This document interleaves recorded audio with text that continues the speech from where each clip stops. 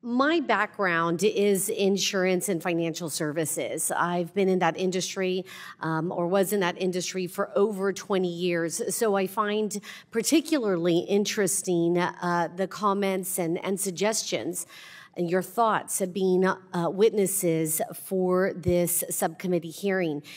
You know, coming up to Washington, D.C. as a small business owner myself and never having a political position besides this one, I have found it very disturbing how when I sit in these meetings, the answer always seems to be more government regulation, more government involvement, or rolling out the government checkbook in order to help people all over this country. When as a small business owner myself in the past, I saw the answer was often looking at my own business and seeing what I could do for efficiency, how I could help my customers and my consumers.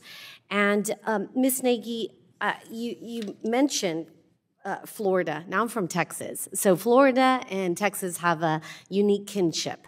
Mm-hmm. And how California has had stricter regulations when it's come to price increases for insurance versus California and Florida.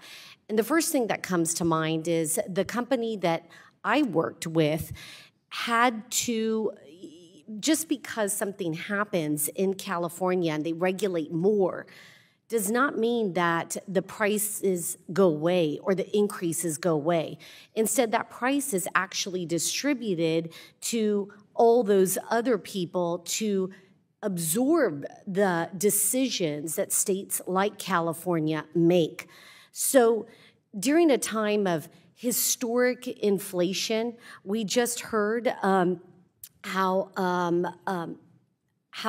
we just heard how the president of the Association for the Builders Association said that nearly a quarter of average sales for new family homes have been due to some of this increasing regulation, this ESG policy.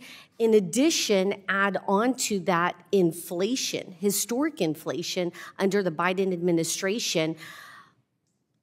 Could you please share with me how we might be able to look at, instead of having more regulations, ways that we could cut regulations and reduce costs that would ultimately be handed down to the consumer to be able to purchase more homes, to get more insurance?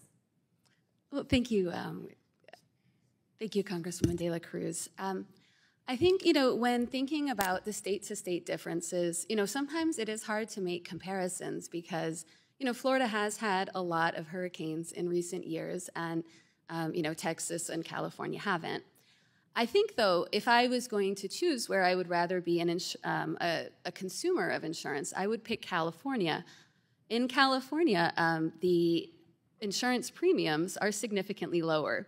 For a home worth $500,000, an average ratepayer in California is paying $1,822 compared to $629. And I'm going to interrupt you right there. You're comparing apples and oranges. We just talked about insurance is based on risk.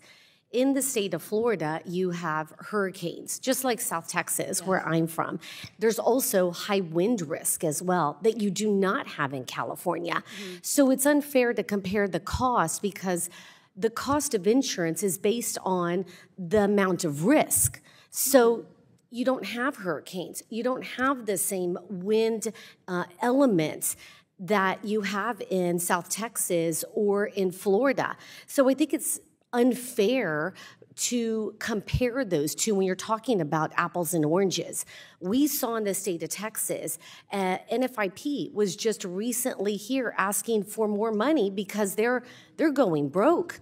They took flood insurance away from insurance companies like my own and made it a government program. And guess what? We were asked to waive their debt because they are absorbing, and when I say they, I'm talking about the American taxpayer is absorbing the cost of these government subsidies. So I have real concern about further government regulation, and the cost ultimately to consumers. With that, I yield back.